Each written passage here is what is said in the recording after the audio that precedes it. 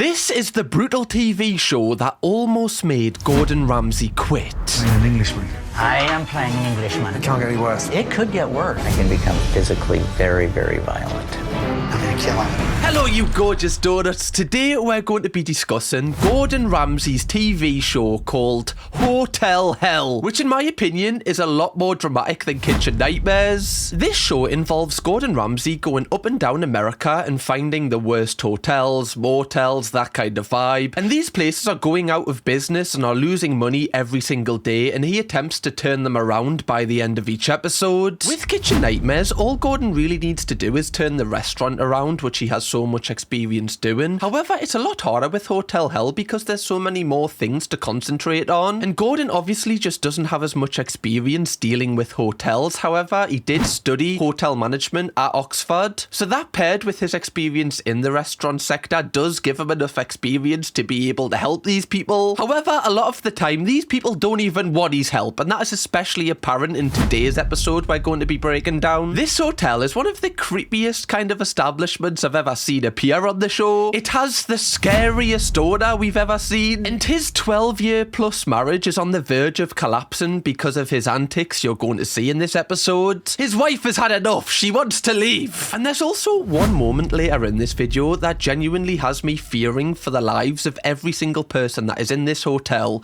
including Gordon. And of course we're going to do an update at the end of this video to see if this hotel is still running today, so let's get into it. I am so excited. So the episode kicks off with one of the most dramatic trailers to one of Gordon Ramsay's shows I've ever seen. I'll be investigating a murder mystery, but the victim isn't a person. It's the Roosevelt Inn. Like, already they're framing it as if someone has died here previously. The exterior kind of reminds us of the Cecil Hotel, you know, where people got possessed and, like, died. Not a good omen for the rest of this episode, but we'll see if it does actually get better. Gordon then says in the intro that this is the worst hotel that he's ever initially inspected, which is terrible for him, but great for us. Okay, gonna make for great content. Gordon then tells us that this hotel has 16 bedrooms and it was actually recently converted from an old primary school, and the owner of this hotel is called John, and he actually attended the primary school when it was still functioning. He decided to come back one day, buy it, transform it, and name it the Roosevelt Inn. Converted schoolhouse owned and run by one of its former Why has he got all of the old photos of all the students still up with him in them? Like, is that not a little bit creepy? Like, if I'm going to a hotel and all of these things are still up, I'm gonna think that I'm gonna be like the protagonist in a horror film. Does this really add to the decor? Are people booking this hotel because it's got like photos of the old students in?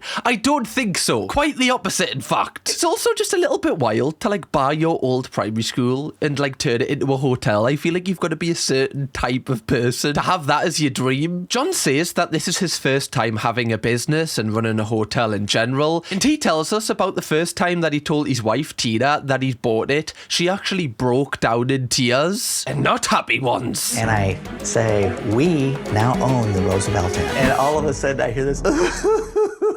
I mean, that's not a good thing, you know? The way that he's talking there, he's like, how funny is that? She started breaking down in tears. Oh, what am I like? I'm so goofy.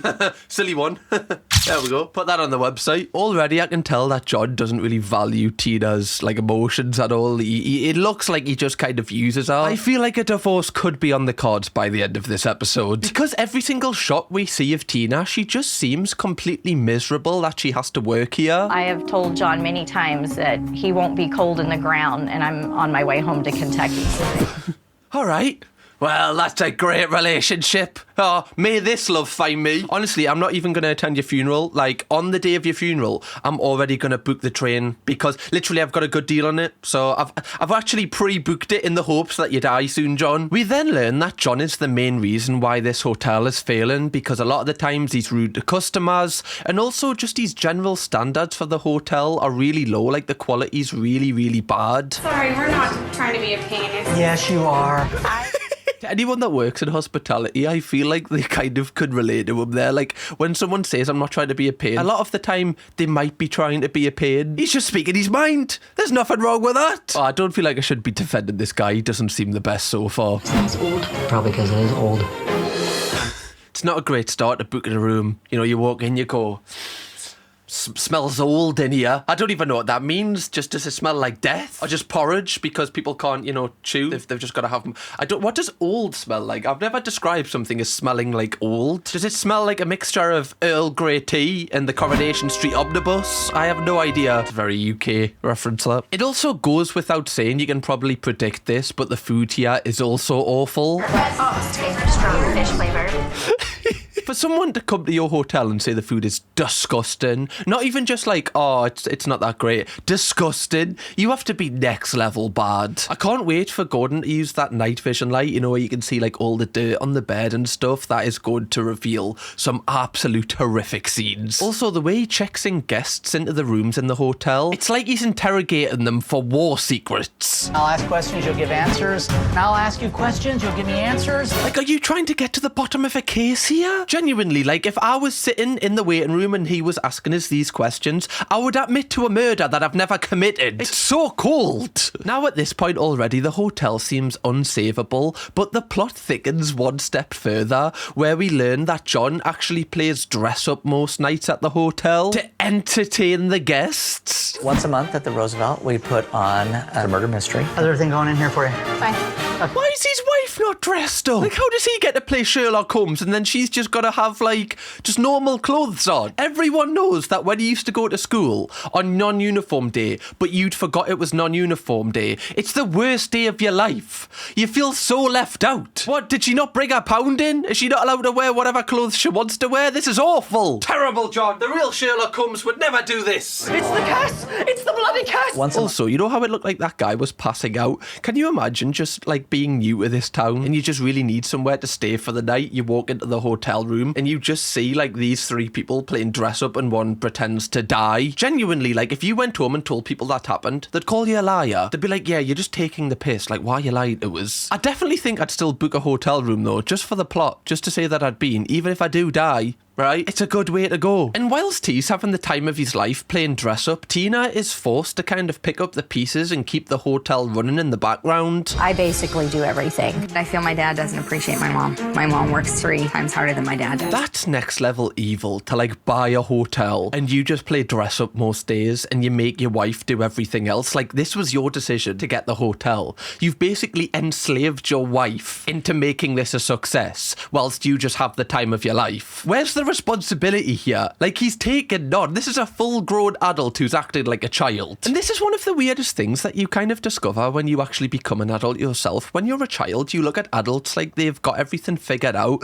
like they know the answers to everything. Then when you become an adult yourself, you realise that a lot of adults are just children that got older. I know that's exactly what an adult is, but they still have like the mindset of a child. Like, they don't actually grow into being an adult. And obviously, because of the way that John is acting and treating Tina, this has put a huge strain on their marriage. They've actually been to marriage counselling multiple times, but it hasn't worked. Do you know, if you're going multiple times and it hasn't worked, it's definitely a red flag. It's definitely a sign that something needs to change. But clearly they still have a deep underlying love for each other, and that's why they're together, because if it wasn't for love, these two would be a million miles apart. And just listening to Tina talk to the camera, like, I feel so bad for her, and Gordon is definitely like her last chance of salvaging our relationship and also just improving her life in general, because she seems just so down and out. If I lose the Roosevelt, I lose my home. I become unemployed and homeless in one fell swoop. This is going to be an absolute roller coaster. I'm calling it now. Are you confident that Gordon is going to fix this? Put your prediction in the comments and then do an edit later on. I am not too confident. If this was just a restaurant, possibly, but nothing about this place gives us any hope so far, and I feel like it's only going to get worse. Gordon then arrives in the town that the Roosevelt Inn is situated in, and straight away he's greeted with like this massive banner advertising the inn. And I know this was filmed like a few years ago, but it even looks dated for then. Like, look at the little hat poking out the top. This wouldn't make me want to stay there. This looks like he's just cooked it up on Microsoft Paint in like 5 minutes. Also, from what we've seen, it definitely does not look like this at all. Like, you definitely do not get that view. And when Gordon sees the exterior of the inn for the first time, he's not impressed. Like something out of the Addams Family. Place looks grim from the outside. It does, to be fair. It looks like where a B-Tech X-Men would live. You know, someone that's like trying to kind of create the next kind of big franchise, but it's not really hitting off. That's what it looks like. John then greets him at the door, and straight away, John is trying to get on Gordon's good side during the tour, but it's not working. You're Gordon Ramsay. Okay, well, good to see you. Those came out of the first grade classroom. Oh, look, you almost... Wait, is that where you sit? Like in the waiting room if the sofas are tucked? That is hilarious. Imagine walking through the front door and Gordon Ramsay's just sitting on a school seat staring at you. That would make me book a room here. Not gonna lie. Like, why would you leave these in?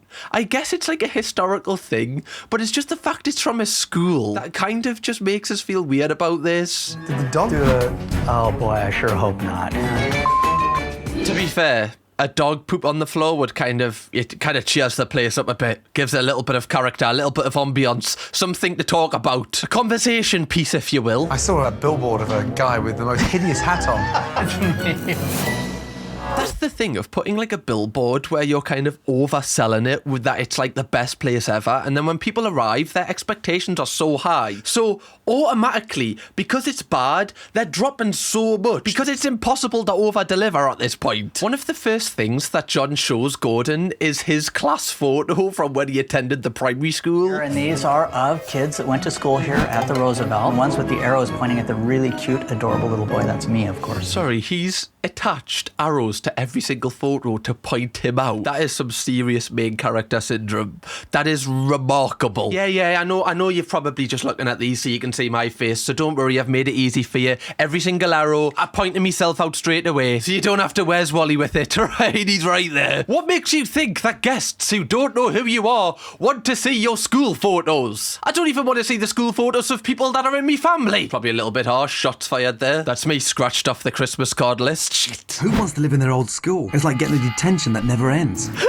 Just imagine, right? Like you hear on Facebook or something tomorrow that someone from your school bought it and changed it into a hotel. How would you feel? You'd be a little bit like, that's kind of weird. It's almost somebody that just never left school, kind of mentally. Gordon then gets introduced to the dog lair where guests often chill. You can't smell those dogs? The dogs, actually, believe it or not, Gordon, are one of the highlights here. Not gonna lie, this would probably be my favourite thing about staying here. Like, I actually like the fact that there's random dogs just walking around. Obviously, I can't smell it. Clearly, this smells absolutely disgusting. But I hope they keep the dogs, because like if I go to a hotel and there's just like a dog walking around, that's going to lift my mood. Like I really like dogs. That's great. That's a good sign to me. I know a lot of people disagree with that, but like I have a dog myself, so I always book dog-friendly hotels. So I just love them in general. Although that room is so dated, even for when this was filmed. John then shows Gordon to the multi-purpose room / the ballroom. I have no idea. It's just a room at that point if it's multi-purpose. I guess every room is multi-purpose. Don't you think this place could at least had some form of makeover? Sadly, Gordon, we renovated this room 4 years ago. What do you mean this is after renovation? Surely this can't be right. Someone's absolutely pulled your pants down here, John. Like, why is there just a random table in the corner with only one seat where your view is just the wall? Is someone pre-booking that seat? There's only one seat in here, so I imagine you do have to book it. Who wants that seat? To do what? Also, your back's to everything, and if there's one thing in this hotel I wouldn't be doing, is turning me back to it. I want me eyes on everyone at all times, especially John. John also reveals that this makeover of just this room cost £54,000 and has generated him zero money in return. And what really amazes us, in every single show I see like this where owners talk about how they spent this much money and they've got nothing back, it amazes me how these people actually are business owners. Like, why would you spend that much money on doing something that isn't going to bring you any money in? Like, that just doesn't make any sense from a business point of view. If you're doing that to your own home and you want to make it more homely because you want it, that's great, but that's not a business, that's your personal item. This is meant to make money, that's the point of a business. Gordon then says to John, at least it can't get any worse from this point, but John corrects him and says that it's going to, which is the first time that I've ever heard like an owner say that. Don't hold your horses yet, Gordon, it gets worse from here. It can't get any worse. It could get worse. Gordon then learns that it costs $319 per night to stay here, which is absolutely ridiculous. What's that, about 280 quid in the UK day. Like, that is a significant amount of money. And this place isn't even half as good as like a Travelodge or a Premier Inn. And the overall quality and the price of each room has led to only 20% of the rooms being filled at their best time, really. And like they said in the intro, they've got 16 rooms. So this means like at one point they've only got like 3 rooms booked, which is just like, that's not gonna keep the business afloat. Like, I don't understand how this place is still open at this point. Gordon then gets shown to the room that he's gonna be staying in and instantly is quite worried. Threw a strawberry milkshake all over the place. Everything looks like we're in a time warp. Oh my god, I need to book this room with Chloe if we want to have like a date and a romantic night. First off, right, you get a telescope so you can perv on everyone outside. Sign me up. I'm joking. Can you imagine walking in here like expecting like a really romantic night? Chloe, look, it's got a telescope. That's our night sorted. We're no longer going downstairs to chill with the dogs and the TV. Also, there's like a random door. I don't really know what it leads to. Like, does somebody live in here? Like, how do you even get through that? What is this door for? I need to know what's behind that door. Hopefully Gordon reveals it. I feel like he would, but I have hope. Also, like on that billboard they have outside, it shows that you get like a really nice view, which obviously you just don't. You get a painting of a really nice view, which I guess was probably in the small print that we didn't read. But I would feel pretty pissed off if this was my view. The only way I'd be satisfied here is if like that painting kind of opens up, like, you know, in Dumbledore's brother's house in Harry Potter, and you can kind of go through it and go to some mystical land. However, I don't feel like that's going to be very likely. And during this entire tour, like, Gordon has been critiquing basically everything, and John has just creased the entire time. He's just laughing his head off. So Gordon kind of confronts him about it and says, like, are you not actually listening to what I'm saying? Like, you're in dire straits here. Like, are you not taking any of this on board? But John says that he's not, because Gordon is just too overcritical and he doesn't know what he's talking about. And then John says something really worrying. Maybe I do want to punch you. I can become physically very, very violent and have, in the past, people get hurt.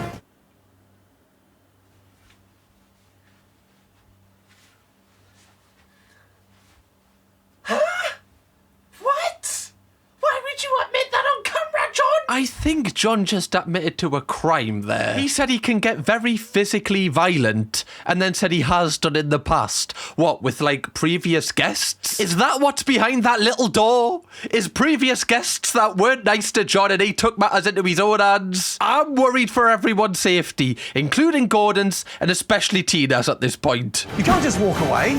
Where are you going? Going to check on the previous dead bodies, I think. That's just reminded him that statement. But in reality, this man is actually a very scary man. Like, when you put everything in context, he's admitted to violently hurting people physically and basically tries to insinuate to Gordon that he could do the same thing to him. He's bought his old primary school, made it into a hotel, and also lives in it. Like, this man is one of the creepiest men I've ever seen. And also on top of that, plays dress up nearly every single day and lives in some sort of fantasy land and treats his wife awfully.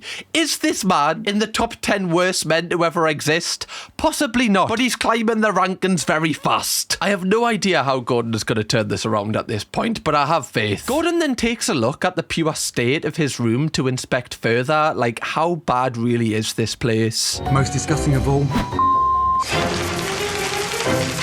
Oh, my asthma would be going absolutely crazy in this room. This would finish us off. This is where, like, Chloe would take us if I wanted voluntary euthanasia. This would sort the job out. Also, what you've got to think as well, like, they would have deep cleaned this room to their standards knowing Gordon was coming. So imagine what it's like just for the ordinary guest. It'll be 10 times worse than this. Also, how many pillows is on this bed?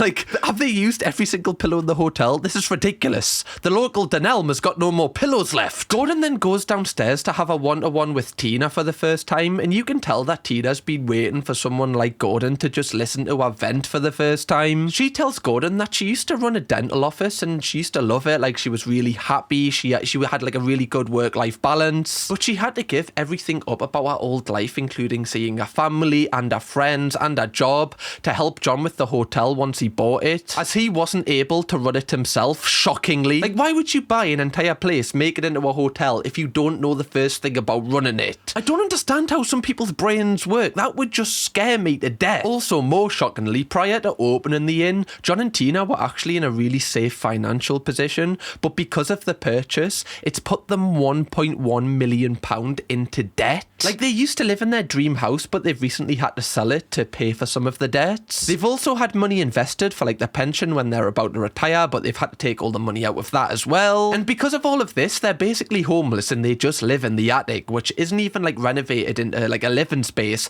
It's literally just a bed in there. The fact that Tina is still with this man, like, she is one of the most loyal, nicest people ever, because people in this position would be well within their rights to leave at this point. Like, could you imagine if your partner did this to you? Like, you were loving your life and then one day they just decided to turn it all upside down and not even ask you. That's the worst thing. He didn't even run it by her. He just did it without her knowing. But the most concerning thing about this is when Tina is opening up and basically crying, John is just in the corner laughing his head off. Business experience, financial hardship, everything's just falling apart here for me. Why would you laugh at that? Yeah, basically, like, I kind of just don't want to be on this earth anymore. What'd you like? Honestly, she's always like this. Look at the devil eyes she's giving John. She hates his guts. Like, she hates that she loves him. It is kind of an entertainment, though. $1.1 million, that's an expensive entertainment. Well, yeah. Again, this is something, like, I don't respect it, but I'm just, like, amazed by how you can be in that much debt and still just not really doing anything to fix it. You're just happy getting in more and more and more and more debt, even though it's crippling your wife. I'm 99% sure that Tina has made up in her mind that she is going to divorce John, but she's kind of just like, I don't know, she just kind of needs to do it. I just feel like I'm gonna suffocate. That's her saying in nice terms, yeah, I need to get away from this place, like, instantly. Can I come with you? Please take me. Please, just kidnap me. I'm giving you consent to kidnap me. The more I learn about this place, the more I think that we shouldn't even really try to turn this around. I think we just burn it to the ground and just let somebody else build something else. At least it'll be a lot less creepy, because I don't even know if these two want to fix this place at this point. Like, I don't see the motivation to make things better. The show then progresses to the nighttime where the Roosevelt Inn are holding their monthly murder mystery night, which I kind of feel like is just an excuse for John to kill someone for real, but just say it's part of a game. I am playing an Englishman. I actually don't know where Gordon got his accent. He obviously doesn't practice it very much. Brother, you're in £1.1 million of debt. Your wife is about to leave you and downstairs stinks. Stop dressing up! What are you doing here? The various shots they show us of this murder mystery night just kind of freaks me out, and it makes me think, like, how would I react if I was trying to just book a room at this place and this was going on in front of us? Slightly weird.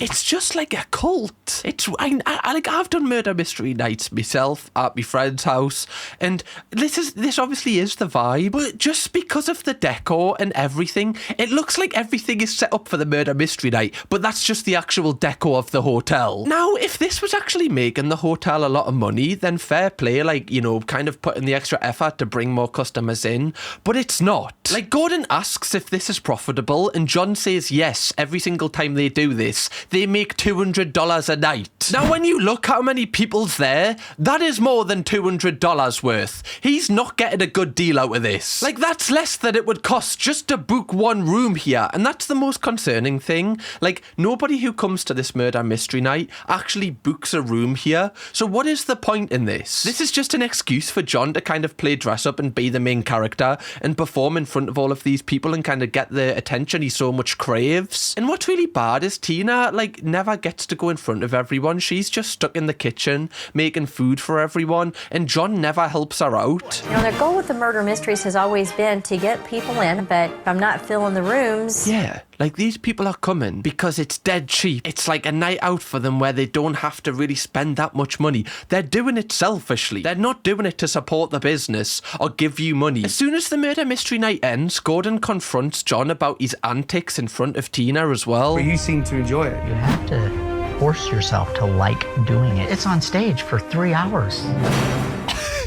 He kind of sounds like an out-of-touch streamer here. Like, I've literally got to be funny for 3 hours. Do you not understand my pain? Like, do you not understand what I've got to go through on a daily basis? There is another option, you know, just don't do it, right? You don't have to do it. This isn't keeping your hotel open. In fact, it's crushing it. You're just doing it purely because you want to. The one thing I really like about Gordon, though, is he just sees through bullshit so much, and he kind of puts John in his place straight away. He tells John, like, you're doing this because you want to do it. You're not doing it because it's good for the business. It's just the audacity from John to, like, put your wife in £1.1 million of debt, and your method of fixing this is to dress up as Sherlock Holmes for free. How is this going to pay off that huge debt, sir? Are you just going to pay it off with vibes? I don't think the bank accepts that as a payment. And after Gordon keeps confronting John about his antics, they have a frosty back and forth. While your wife is slaving away in the kitchen. Oh, the hat's off. Man up, act responsible. I'm done with that. No, just talk to my hand, you know. Oh, on the talk way to man. out. Oh. This guy is a child.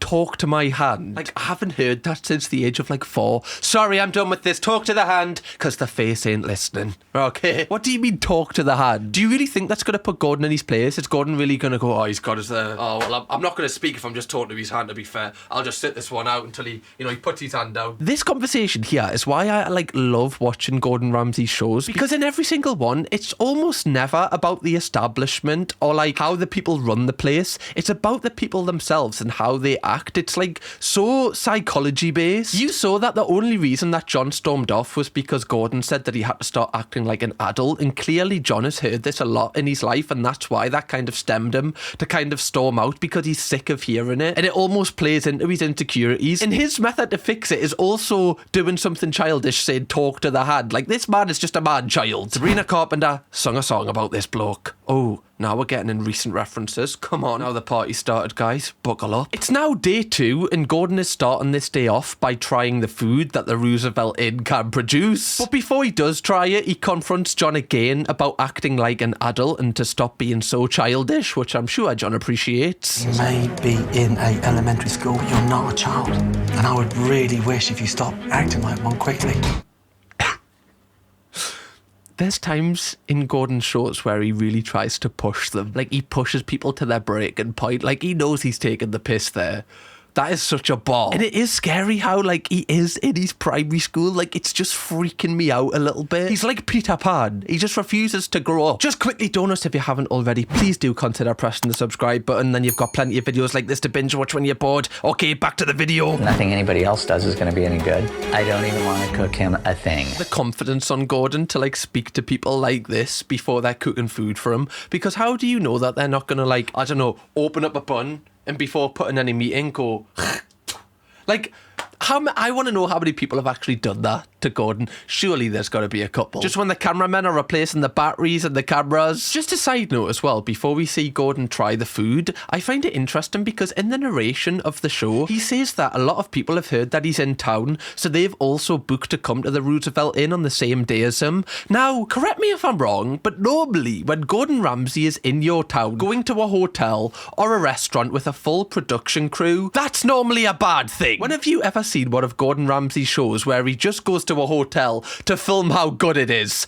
Very rarely, if any. Also, like, surely walking into this place, you can sense that this is pre-transformation in the show. Why would you want to eat here now? Anyway, Gordon is then served the first of his 5 dishes he's going to be receiving. And obviously he hates it because it's frozen, it's awful, there's loads of oil in it, it just looks a little bit disgusting. And every single dish he receives after this is just worse than the last, and it's really pissing John off that he doesn't like it. I'm gonna kill him. I just want Gordon to take a long walk off a short pier so he can't get out. It's ironic that this guy bought a school, because normally in every other situation I feel like they should put a perimeter that he's not allowed to enter within a school space. This guy just could murder anyone at any given point. This is twice now he's wished for the death of Gordon. I don't want to see what happens on the 3rd time. Now, because Gordon isn't convinced that John can cook at all, he kind of embarrasses him a little bit as he asks him just to cook a hard-boiled egg. Oh, it's raw. Thing's still got feathers on it.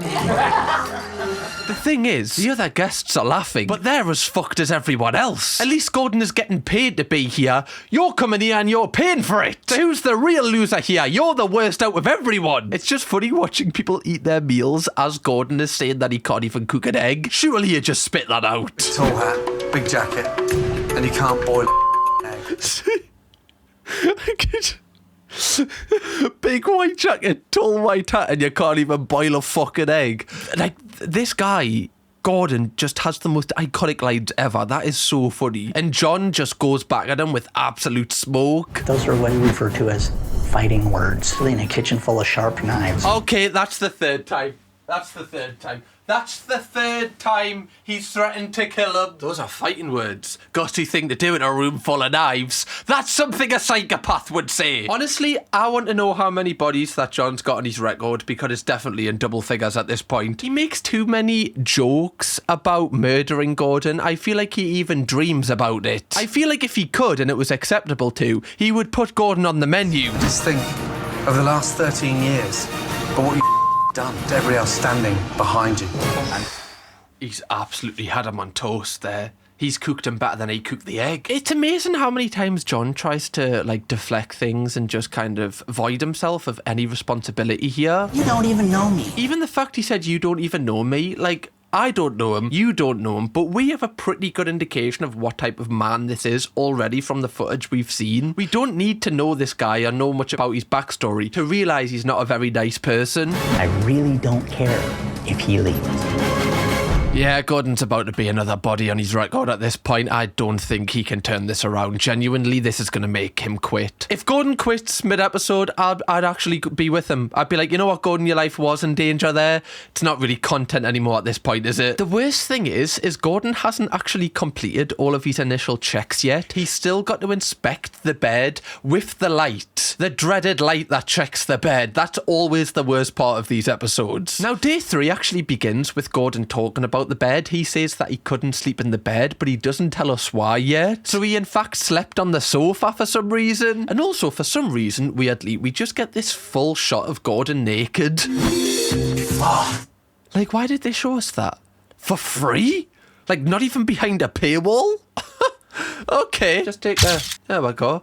That's for later. It's not. That sounded weird. I'm going to take that out of my locked folder now. Maybe he's just trying to show all his body parts on camera, so if John actually does sneak into his room and try to, you know, cut any off, he's got photographic evidence of what it looked like before. Very smart, Gordon, right? Always 2 steps ahead. Gordon then grabs both John and Tina and tells them to follow him to his room, which already I'm thinking this is going to get kinky, right? We've just seen him naked. Is Gordon going to kind of take a U-turn here? Try and build some rapport between the three? No, that's too dramatic, right? You don't need to go that far to build some chemistry, I don't think. However, it's a lot funnier than that. He's actually gathered a lot of the previous guests that have stayed at this hotel who are going to do live reviews to John and Tina's face. I'd like to go on to the food. How was it? It was too. It wasn't the value that we paid, honestly. Look at their faces, man. This must be awful. Like, receiving a bad review on, like, TripAdvisor for your business, like, would be terrible to read anyway, but, like, live to your face, it's such a good tactic from Gordon to kind of drill into them that they need to change things here. Although I do feel bad for Tina because she really is putting her heart and soul into this. I think this kind of exercise is mainly for John, just to get through to him. Also, I've got a question. Like, have these guests been in here the entire time? Is that why Gordon couldn't sleep in the bed? Because there was already like 8 people in the bed? How did he sneak these people into this room without John and Tina seeing it? After all of the guests are finished giving their review, Gordon hands out all of these night vision goggles. He turns the lights off and then he uses his night vision gun to inspect how much dirt is in the beds that the guests have been sleeping in. Let's start with the...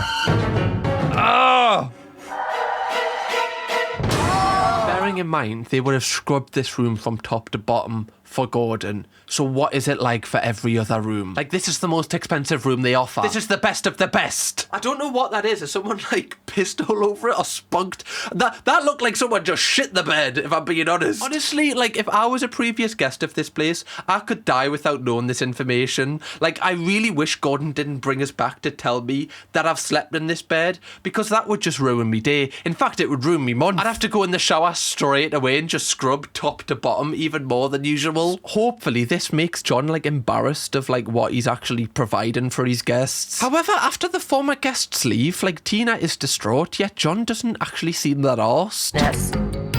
It's just so embarrassing. And John just laughs at every problem. Any words, John? Anything you want to share with the class? Anything for show and tell? We've had Gordon's. Right? Not looking good for you, son. Gordon then goes to check on Tina because he's really worried about her mental well-being, and she opens up to Gordon, just saying how sad she is and how much something needs to change here. I don't like living and eating and breathing my work 24/7 and never having a place to go. This is so sad because this is a woman who just has no purpose in life and no one is seeing things from her point of view. Like the one person she loves the most in this world doesn't really value her opinion or her perspective on anything. Like that would make you feel so small and just make you feel like you're completely irrelevant to anybody because she can't see her friends, she can't see her family. She's almost in her own head is no use to anybody, which obviously is going to make you just feel so pointless and so low, because even the thing she is putting her entire heart and soul into is constantly just getting negative reviews, which is she's gonna take that personally as if it's like a personal attack to her. So this woman just has zero confidence and it's just so sad, and it's all because of John and he can't see it. It's just, it's so annoying. And I'd leave here tomorrow if I could leave here tomorrow. I'm ready to just walk away from this and just forget it. I want to get out of here and go away. Is she actually going to be here by the time this place turns around? Is this place actually going to be turned around? Because Tina has said multiple times that she wants to leave. She's actually said she wants to leave more times than John has threatened to kill Gordon. Somehow. I have no idea how. Also, cheeky work from the cameraman. Like, why does he zoom in on this as soon as Tina's opening up about how she feels? I promise you I'll make it.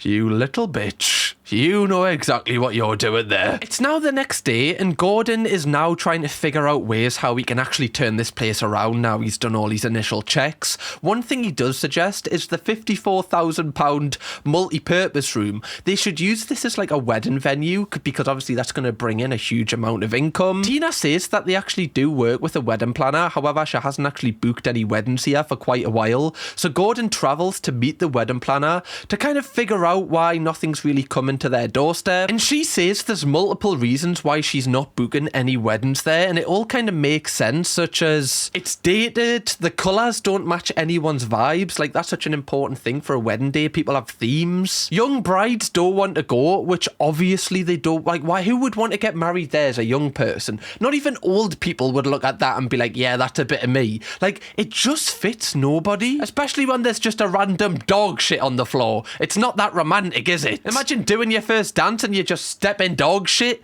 Not going to make you feel the best. But the worst reason why nobody wants to have their wedding there, according to the wedding planner, is because of the smell of the place. Like, it's been mentioned multiple times that this place absolutely honks, but I really wish I could just smell it. Like, I really wish this was 4D, just so I could kind of go, yeah, that pongs, that's not good. I just want to, I'm intrigued. Because everyone mentions the smell. Probably because of the dead bodies that they're not showing you. Or whatever's behind that little door in the £319 room that Gordon stayed in. Another reason why people who've had a wedding there don't suggest other people have the wedding there is because John has ruined many wedding days here. We have had some issues with him coming out and dancing. Like ballroom dancing? Arena type line. Fuck off. This guy, no matter what situation he's in, he has to be the main character, even at someone's wedding. He would propose to someone at someone else's wedding. He gives us that vibe. Imagine, like, your first dance, you're the happy couple, you're the first one to take to the dance floor, and when you're walking on, John just runs on like this. You'd be like, what are you doing? Get off! Oh, the Macarena at someone's wedding. Oh, yeah, man. Gordon, now knowing this information, goes back to the Roosevelt Inn and he confronts John for the last time. He basically gives him an ultimatum. He's like, look, you have to listen to us here or I'm going to leave. And somehow, John actually does listen for the first time. I can close up the business. The other option is, I've done this to my wife. I've got to find a way to get out of it. Finally! Responsibility! Like, you're standing up for yourself and your family here. You're going to take charge. This is what we've wanted from the first minute. Finally. Obviously, I haven't looked at this from John's point of view a lot of the time because he's been in the wrong, like, every single time. But sometimes I think it does just take someone from a position of kind of authority to kind of tell you how this looks from an outside perspective, just to kind of switch you into gear to actually making a change. Maybe he's just been stuck in his routine and just stuck in, like, this kind of cycle of constantly doing the same thing without anything changing. He's just needed some, like a firework up his arse to get into gear. He even admits that he's been a terrible husband to Tina and put her in a really rough position and not consider her feelings, which, if he actually means this is a really good turning point for him and Tina's relationship. And again, it just proves that Gordon is basically a therapist. Like, in all of these episodes, he's just fixing relationships rather than actually fixing the businesses. The business side for him is really easy. He's used to that. It's the actual relationships that he kind of has to really work at. Gordon then sits both Tina and John down together and they really have like a heart-to-heart together. This is the first time they've been open with each other in years and they're actually on the same page moving forward. They both want to stay together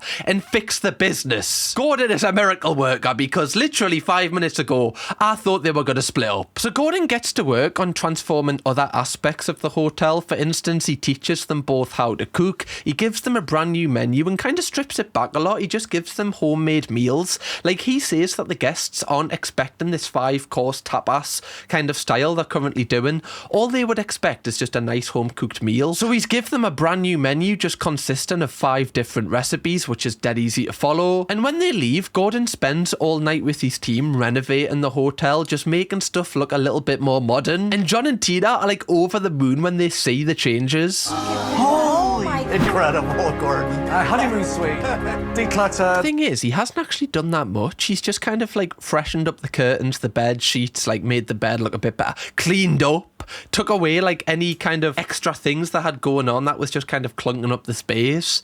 And it just looks much better instantly. It's a lot more timeless, so it can kind of stand the test of time rather than just like a trend that happened 5 years ago that they've just never changed from. But the most important thing that Gordon has changed is the multi-purpose room. He's actually made this a full-fledged wedding venue now. Okay, this is stunning. This is amazing. Like, that is so much better because not only does it just look dead clean, but the wedding planner can actually adapt this to whatever colour scheme. Like, at the minute, it's kind of purples. They can put yellows in if someone wanted more yellow. Like, it's adaptable, which means they can open themselves up to a lot more clients and a lot bigger, like, market share. Because before, only a very specific person would book this venue. I'm also so glad that they got rid of those rugs that were, like, drenched with dog piss. Like, that is such a good plus point. And you can tell after seeing this, John and Tina are even more motivated to turn around the fortunes of the Roosevelt Inn. Gordon also gives them a gift, a pretty expensive gift in fact. It's like a £50,000 set of like glasses and plates and cutlery. From my friends at Royal Dalton. Special gift to you worth 50,000. Cheeky little brand partnership in there. Right, just mention the name, get them for free. We'll see you, Gordon, doing influencer marketing before it was a thing. That is really nice, though, and it just kind of ups the level even further and means they can kind of raise the prices, like, a little bit. They can include it in, like, the marketing scheme for just marketing this place. It's so much better, instantly. I'm so happy for them. Well, for Tina. Gordon also brings in their wedding planner, and she's so impressed by the place. The first thing that she mentions is it no longer smells. Again, I really wish I could have smelt this place. I don't want to stay here. I just want to go in, all right, now I know. Now I can sleep tonight now. Now, cheers. I'm not going to boo. Nah, I'm all right. Nah, I'm not really into murder mystery. Thanks, though. The wedding planner also says that she's going to list the Roosevelt Inn as like a top priority when she's selling venues to clients. And after this, Gordon drops one more bombshell on Tina and John. The Roosevelt is hosting a wedding tonight. Tonight? Sorry, what? They're hosting a wedding tonight? Can I meet the person that has booked this place as the place they want to get married at? Do they know what this place was like 24 hours ago? Do they know that, you know, the honeymoon suite had piss marks and everything? Do they know this? Were they told this previously? Who decides to have like a full-on wedding ceremony, like with less than 24 hours notice? That is remarkable. I live for the spontaneity of those people. Spontaneity, is that a word? It is now. I've added it to the dictionary of this channel. I guarantee the only reason why they've actually agreed to get married here is they probably put out like a flyer or something like Gordon's going to pay for it all if you do want to get married. It's a pretty cool story as well to tell people. They might have even been married before. They just want to get married again. Why not? It's free. But even though it is free, I don't know if I would take it because something about just getting married in an old primary school where literally the seats are still at the front door. It's just a bit of a weird vibe, innit? Does she know how many bodies John's got on his record? Allegedly, I need to say before he sues us. You're going to be cooking, serving just simple, elegant food. Yeah. Now, good luck. I love Tina, but I don't know if she's ready for this one. Now, straight away, the guests start arriving with the bride and groom, and they seem happy with the place, like looking at their facial expressions. Now, one thing I didn't realise was they're actually getting married here. I thought they were just having like the after ceremony here, where they do like the speeches and everything. No, they're actually getting the rings put on their fingers here. That's even more wild. I really hope they get use of that telescope. Oh, I didn't check if the telescope was still there. They better have left the telescope. That was the main selling point of that room. How is this happening? Like, how is this going on? Like, literally 48 hours ago, John was threatening to murder Gordon with a knife. How are they now hosting a wedding? This episode is absolutely wild. Gordon almost quit, and now he's literally making sure two people spend the rest of their lives together. This is such a mad show, man. I honestly think this is so much more mental than Kitchen Nightmares. And whilst the wedding is going on, John and Tina are actually working really well as a team, and they're absolutely smashing the recipes that Gordon's give them. The food's flying out, and it's really hot, and the wedding planner actually says they're ahead of schedule, which is wild considering this is their first ever wedding in quite a while. Like, a wedding's hard for anyone to conduct, never mind just these two by themselves cooking. And the reviews are really good. Like, one of the guests says that the food is the best food that he's ever tasted. After the wedding finishes, Gordon then says his goodbyes, and they're like so thankful to him that he's managed to turn their lives around, but not only just like in a business aspect, like they're holding hands. They actually look like a couple for the first time in this entire episode. I'm just happy for the actual happy couple that got married, that they're going to a honeymoon suite that doesn't have spunk on the bed. Well, not before, sorry. Oh, man. So gorgeous. If you think it's gorgeous now, you should have seen it 24 hours ago, love. You would have been even more impressed. One thing that I guess is a positive of, you know, being the ones to get married like this is your wedding video is going to be mint. You're going to get it shot in like 8K on like black magic cameras or something. And that is the end of this episode. We don't actually get any short-term update, which does worry me a little bit because normally they tell you like, oh, a few weeks go by and it's actually doing really well. We haven't got that. However, I did my own research and I found out so much information about this place. I've even got an update that is as recent of 2 weeks ago. So straight after the episode actually aired on television, the Roosevelt Inn became a huge success. Like 80% of the rooms were booked out at all times, which is a huge increase from only 20. And in terms of weddings, their venue that Gordon had changed for them was booked up for the next 2 years in advance, which is absolutely mental considering they didn't have any for like the last 5 years before Gordon came. I think the funniest thing is obviously John has like huge main character syndrome, like he has to be the center of attention somehow,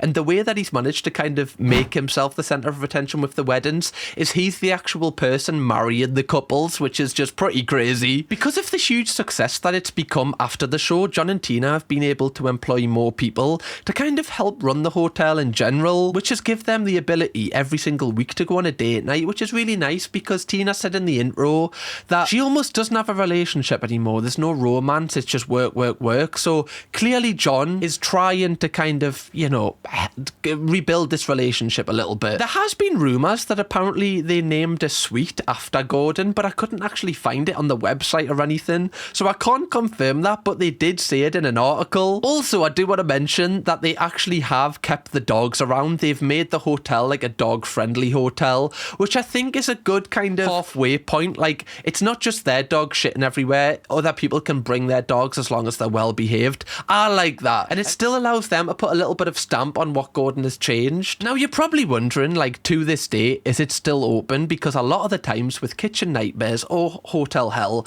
they close pretty much like a couple of months or even like a year or two after the show airs. However, the Roosevelt Inn is still open.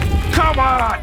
Fucking come on. Like, the episode aired in 2012 and it's still open today. Like, that's a huge success for an establishment to be open for that many years, no matter which sector it's in. And if you go on their TripAdvisor, like, they have 4.7 out of 5 stars and 606 reviews. Like, that's really good. And they're actually listed as the #1 B&B in the area, which, like, that is incredible from where they were before. They've even got 5 stars basically for cleanliness, which is unreal. I'm so happy seeing this. Like, all of the reviews are just 5-star, top notch, beautiful inn, comfort of home, amazing trip. Like, people have even included photos, and you can see here they've even got like a posh chandelier, they've got a pool, they've even got like outdoor chess. Like, the rooms look so much better, they don't look dated. Like, this just looks so good, and I'm actually so happy for them because they've took the advice on board and they haven't just been stubborn about it, because a lot of hotels and a lot of restaurants just changed back to how it was before Gordon even came after he leaves. But I do have some other information which is quite interesting. In 2020, John and Tina actually agreed to sell the hotel. Because of its success, they managed to sell it for £3 million, which obviously is like treble what their debts were. I imagine they've probably paid off a lot of their debts anyway with the income they've gained from just being so successful. However, this sale actually did fall through, so they didn't actually get the money because the people wouldn't pay them, apparently. They then had a second buyer who they thought was actually going to pull through with the sale, and again, they didn't transfer the money, so that's 2 unsuccessful attempts at trying to sell this place, but instantly the interest's there. It's just like getting that deal over the line so they've got the money in the bank. And apparently ever since 2020, they have been trying to sell it. Like, it's now 2025. Obviously, that's like 5 years. They're still not successful in getting rid of it. Now, apparently a lot of people are trying to buy it because they want to kind of renovate it into rented accommodation or something like that. They don't actually want to keep the hotel going, which has kind of caused a stir in the community because apparently like the whole community is really proud of this place, which is like a huge contrast to like when they first started. Again, like, I can't believe the transformation of this place. But one thing I really wanted to get was like a current up-to-date like update of what they're doing now. Like, is it sold to this day? And I have found something as recently of 2 weeks ago, and this is from their official Facebook page. The Roosevelt Inn will close its doors May the 24th. That's 2 weeks away. If you have never stayed with us but always wanted to, this is your last chance. Come send off as we head onto our next adventure. Get in, fucking come on. And look how cute it is with the dog outside as well. This is so cute. Like, look how amazing this place looks. It doesn't look creepy at all anymore. Like, even the pink trees outside, it looks so mystical. I found an article they did very recently where they talked about the sale. If I could do cartwheels, I would, Tina Hoff said. Apparently, it got up to 6 previous deals to sell the inn fell through for various reasons. However, this current one has not. They've got the money, it's in their bank, and it's sold. It's no longer theirs anymore. They did say we never wanted to see it taken down. That was never our intent. And the reason they're selling it is because they're moving to Texas, I believe, to start their retirement and just live with their dogs and their kids, which is so nice. Like, they've earned this retirement. They've worked very hard at this place, like 24 hours. They deserve to now chill, and I'm actually really happy for them. And I'm glad they've stuck together because I really thought that these were going to get divorced, but they've just stuck together. Tina especially has been extremely loyal, and now they're reaping the rewards because of that. It's such a nice episode ending. But let me know what you thought of this episode, Donna. If you want me to do more Hotel Hell episodes, let me know in the comments, and also drop a like because that's just a good indication to me that this video like was taken well. I also have done a previous video on the 2-parter Hotel Hell episode, the only 2-parter one because it's mental. So if you want to watch that now, click this video, and thank you very much, Donuts, again for dedicating the time to watch one of my videos. I think I pronounced that wrong. Anyway, see you later, Donuts. See you in the next one.